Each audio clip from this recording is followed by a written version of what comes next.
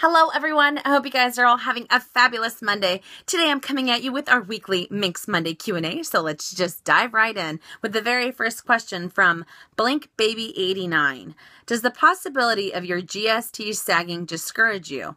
Do you think you will ever sell the bag because what it might look like in the future? I have the GST and I barely use it because of this. And I went ahead and pulled it out. I have had this bag, when did I buy it? I think I bought it May last year, April, something like that. And I have this is probably, I think I did a video on it, and it was one of the top 5 most used bags in my collection. And as you can see, it has a tiny bit of a crease right here, but this bag, I have used it to death. It's one of those bags that when I do use it, I use it for maybe weeks on end. And I have not noticed too much of a sagging. I know my girl, Ms. BB Love, she actually exchanged her GST because after a month, it was completely sagged.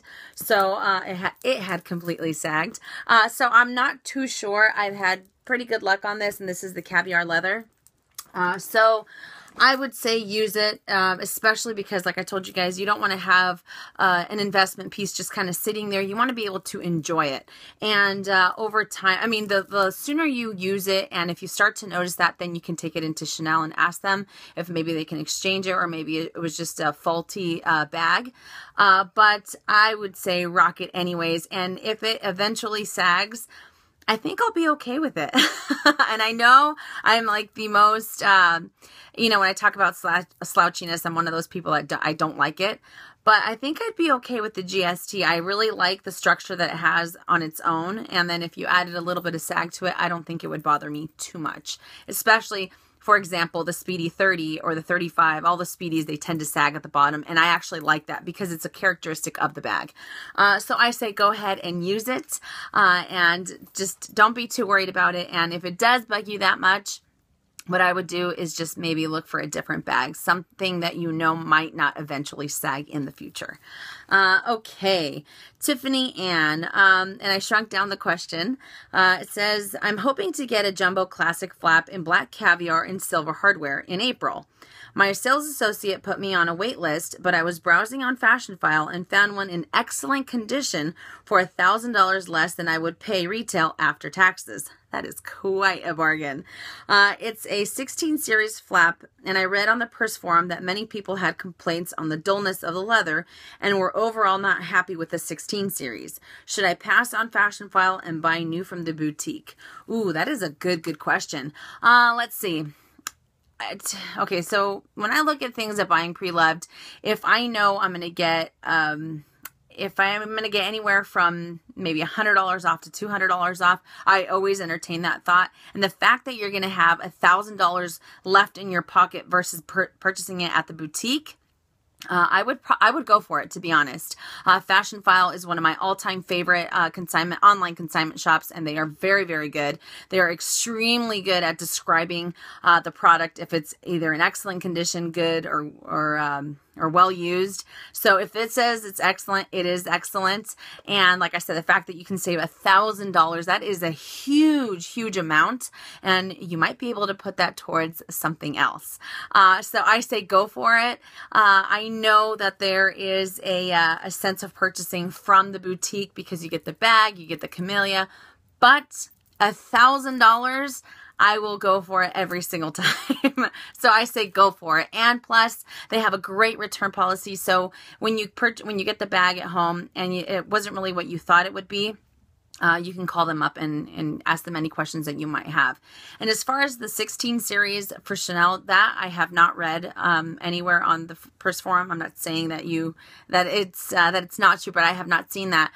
But all I can say is that, for example, a lot of people have had problems with their GSTs, as I just talked about. My girl BB, she, like I said, she had hers a month and it was really starting to sag. So I don't know if, and I know the 16 series, it's all but within that year, but sometimes it's hard to explain. Sometimes I wonder if it's on how the person carries it, or maybe, like I said, it might just be that one piece that wasn't really looked into as far as the production line went. But I say, you know, like I said, just I would purchase the bag and look it over. And if you feel it's great and it feels comfortable, definitely go for it, especially because, as I said before, the $1,000 savings is huge. So go for it. Okay. Rachel Ramirez. I'm thinking of getting something small from Louis Vuitton when I don't go to the store. When I go to the store or places I don't need my bag. Do you recommend a clay or should I go for the mini pochette? I only take 3 cards and my phone is always in my pocket. You know, I thought about this for a little bit, and at first I thought I was going to say the clay. However, the mini pochette, I would opt for the mini pochette for one major reason. So let's say you have an outfit that you don't have any pockets. Let's say you're wearing a skirt or a dress. I like the fact that you have a lot more versatility with the mini pochette. So you can carry it as such. You can put it on the crook of your arm, or you can carry this as a clutch on its own. And I think it's very dainty. I think it looks great. And pretty much you could just do this, and I think it looks fantastic. You could put your phone in here, you could put your cards in here, you could put lip gloss in here, and it's still not too cumbersome to the point where you're just like, oh my goodness, this is ridiculous. I hate carrying this around. I think it's the perfect size. It's not too big, it's not too small, as I said, and I would really opt for the mini pochette because of the versatility. And I know I talk about it all the time, but I really think this is one of the best pieces that Louis Vuitton has as far as SLGs go. And before I forget, SLGs stands for small leather goods, because I know a few people had asked me what that stands for. So I would go for the mini pochette. Okay, Lisa H54. Your makeup is just adorable. Why, thank you. Which products do you use for your eyes?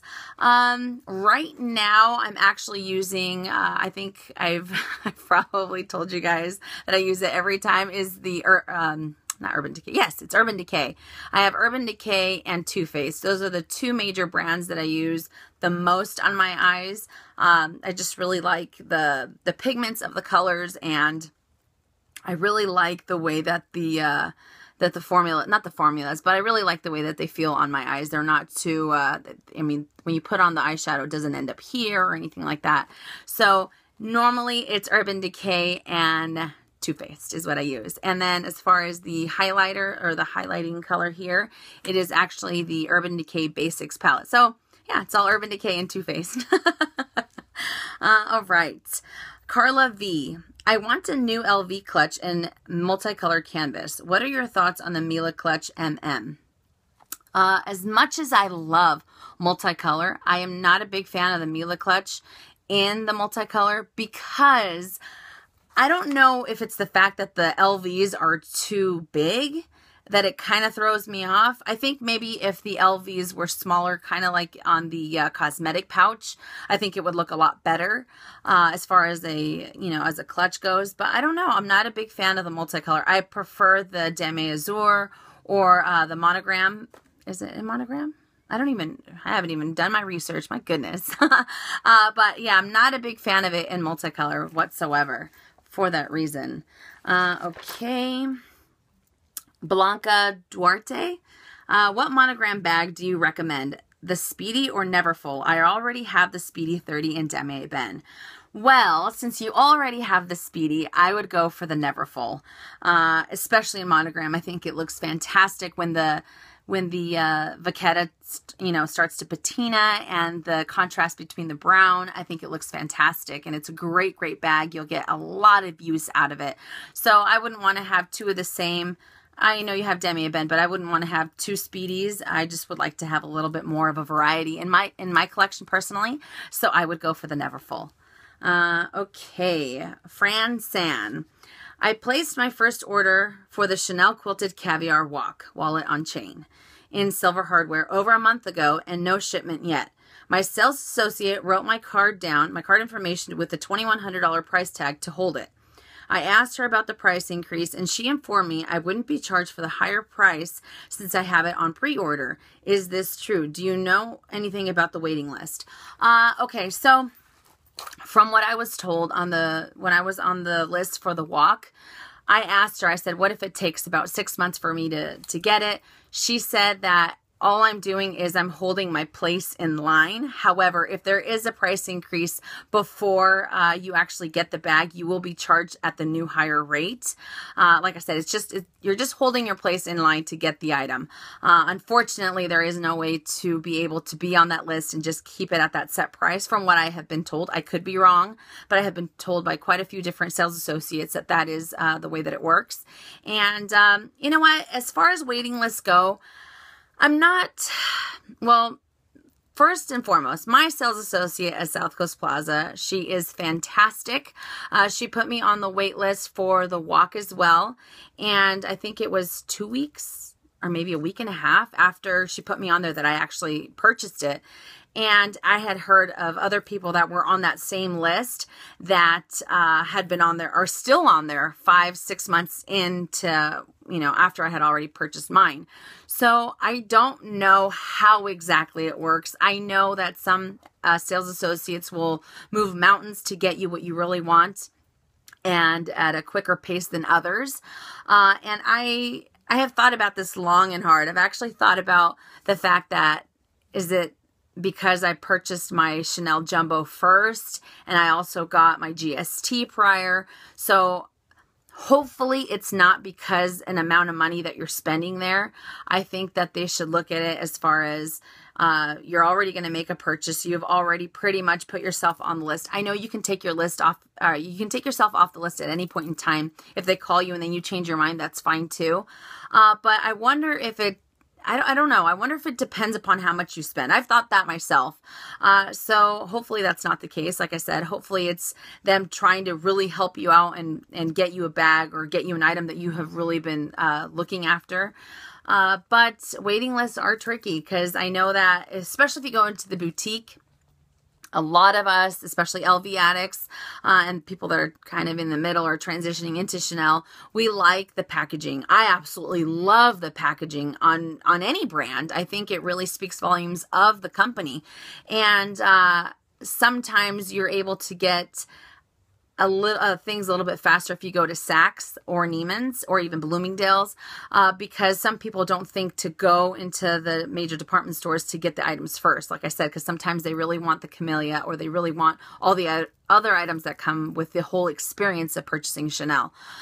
So I would try, like you said, you put yourself on the list, maybe I think at the boutique, I would try maybe going to Saks, Bloomingdale's, Neiman's, and see if they have it, and maybe just kind of put your name out there and put it on all the lists if they have lists so that you can really get the item so that they know that you're serious about it. Or you can call the Chanel 1-800 number or 188 number, and they might be able to track one down for you. I have had some luck with the customer service number, and then again, I've had some not so great customer service with them saying that I have to go into the store and actually physically speak to someone at the boutique. So that is what I know of waiting lists. And like I said, I really want to know what their thought process is behind actually being on that and being able to get the item that you are, looking for. But very good question.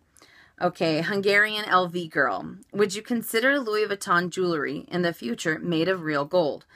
I just sold my Locket bracelet because I was having problems with it chipping, and I bought a Cartier Love bracelet in yellow gold. Most important purchase of my life, and I don't regret it.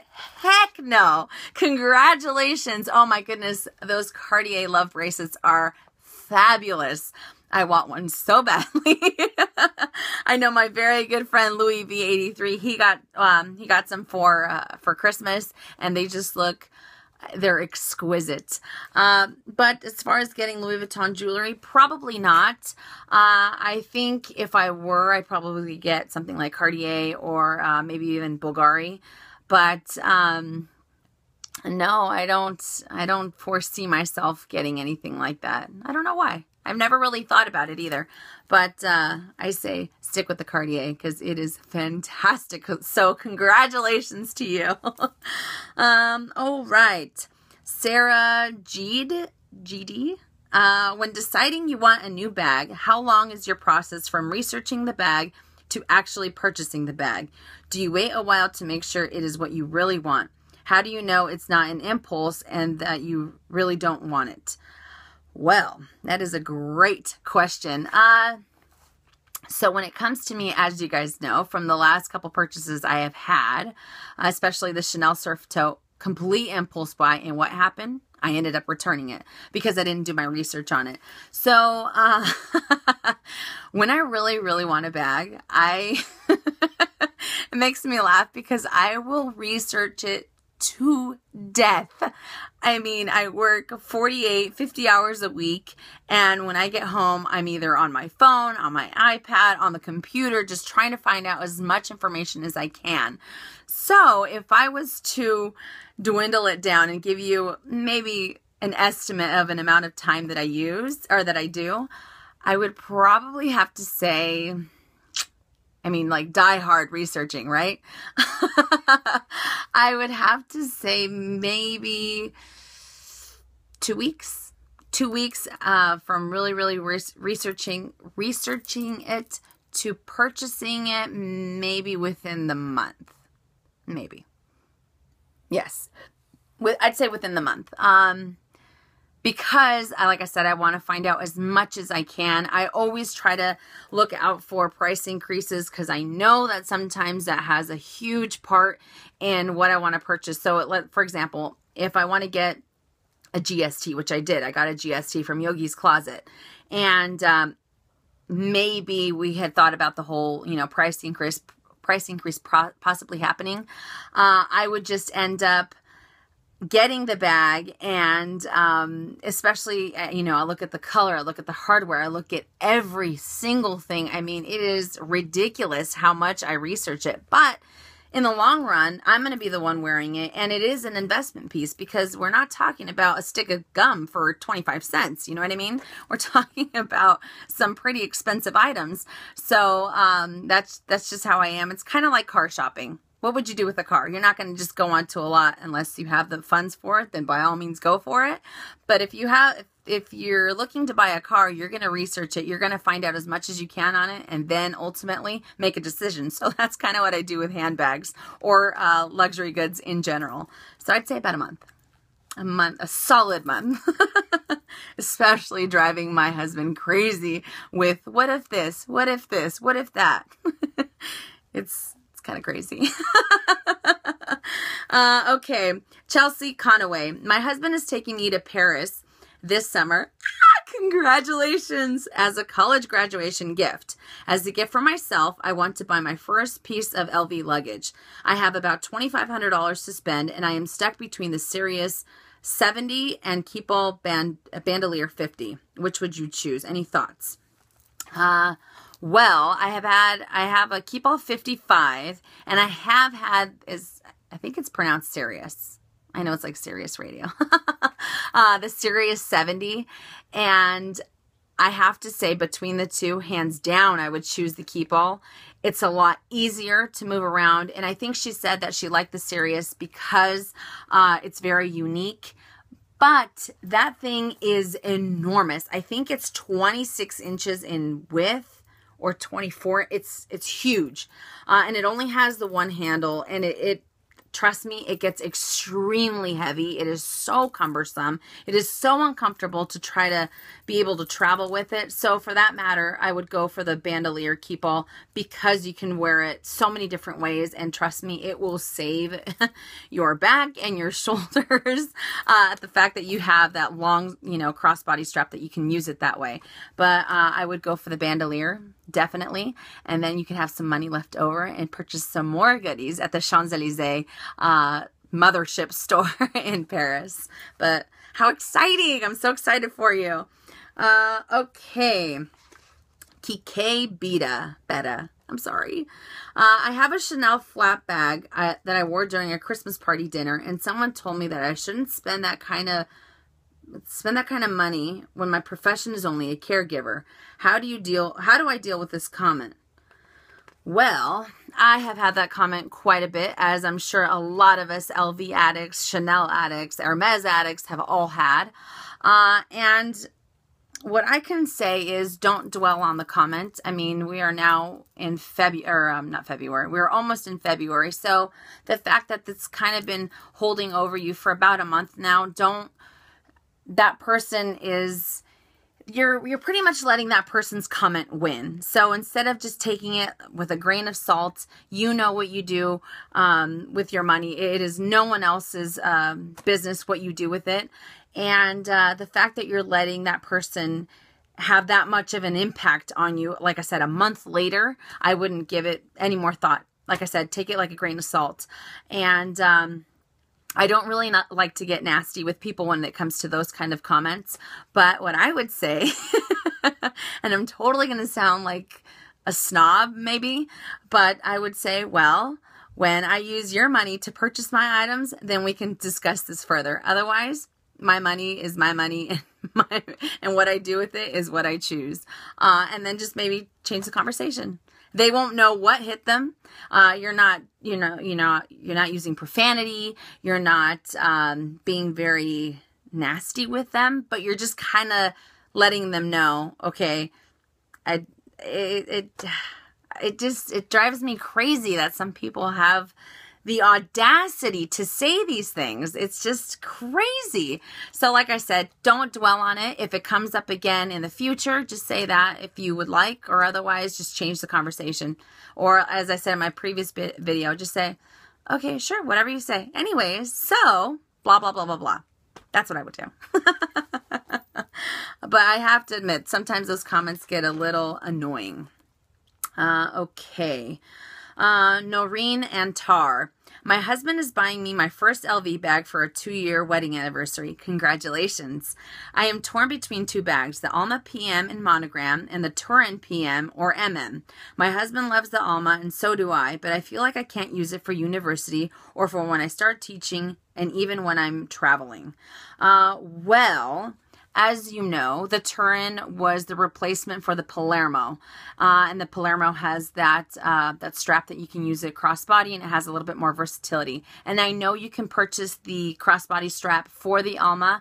However, if you're thinking about using it for, as you said, traveling or for university or for teaching, you will get a lot more use out of the Turin, in my opinion. I think it is very functional, yet still incredibly chic. It is absolutely beautiful.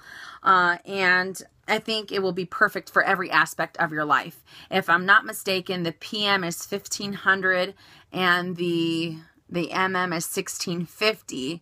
Yes. And I believe the width is 15, it's 15 inches wide for the MM and 14.2 for the PM.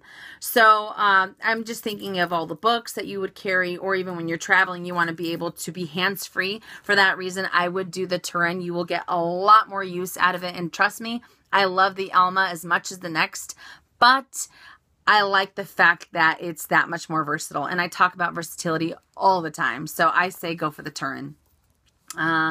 Okay. Miraculously Me. Does Edward, I hope that is his name, if not, I am so sorry, know any tricks? And for those of you that don't know, Edward is my American Bulldog. His name is Edward Phillip. And as far as tricks go, I don't think he knows any. I mean, he knows how to fetch and sit and stuff like that, the normal things. But my dog actually has some of the best manners I have ever come across. I have fed him with a fork, and he will just eat off the fork like a human being. Or if I'm giving him a taco, or if I boil up chicken, or whatever it is I do for him, and if I kind of wrap it up for him and feed it to him, he's very dainty in the way he eats. He'll just kind of go. He doesn't take it like most dogs would just sit there and rip it out of your hand and just swallow it and not even have enough time to breathe. But Edward is he's very regal. And I know I probably sound crazy, but that's what he does. I absolutely love it. I think it is the cutest thing. And not only that, at night, he sleeps on his own mattress. Yes, he has the mattress. I am one of those crazy dog people. And I have to I have to fix his bed every single night. And once I fix his bed, that's when I know it's time for him to go to bed. He will literally put his head on my lap, kind of like saying, Mom, it's time to go to bed. I have to get up, fix his bed, then he'll go to bed. So I just think he has the best manners. He's very, oh, I love him to pieces. But great Question. Oh, Eddie. Okay, and I have time for one more question. And I'm so excited to answer this. It is from Jess Munoz 4. I have a question about subby mail. Another YouTuber said that at first she allowed it, then she started receiving so much that she started feeling like she owed the sender something. What are your feelings on it? Well, that is a great question. As you guys know, I have had a few subbies send me some subby mail, and I am eternally grateful for the fact that they have taken time out of their busy schedules to send me items, whether it's a card or a gift, it doesn't matter. But I have to say, when I first started YouTube, I'd say maybe September or August last year. I started in June. And in August, I had someone who said that they wanted to send me some subby mail. And I was very ecstatic, but I respectfully declined. I said, that's not necessary. Thank you so much for the wonderful thought, though. I appreciate it. And the subby actually was very upset. And they responded by saying, well, why do you think you're better than whatever I can send you? And just so you guys know, that is not the case whatsoever. The fact that you guys watch me, the fact that you guys are subscribed to my channel, that is more than enough. That is gift enough for me. And I felt really bad because that's not the intention I tried to give to the subscriber. Like I said, I want them to spend money on themselves, kind of like the previous YouTuber that I was talking about. The one that Jess Munoz was actually talking about. She said that the YouTuber said, I'd rather them spend it on themselves. And same thing, I want you guys to, especially because we're LV addicts. And, I know how much money these things are. And I would love for you guys to spend the money on yourselves and share your pictures with me on Instagram or send me an email and let me know what it is that you got. But for what happened to me last year, I will not discourage anyone that wants to send me something. Like I said, I do not expect it whatsoever. I am, like I said, eternally grateful that you guys watch me and are subscribed to my channel. It means the world to me. And if you guys want to send me something, I open it with open arms. That's why I do subby mail. So that's my biggest way of saying thank you. And I want to be able to share it with you guys and open it up on camera. And I'm not one to lie. You guys know that. I'm kind of no nonsense when it comes to my channel. If I don't like something, I'll let you know it's on my mind.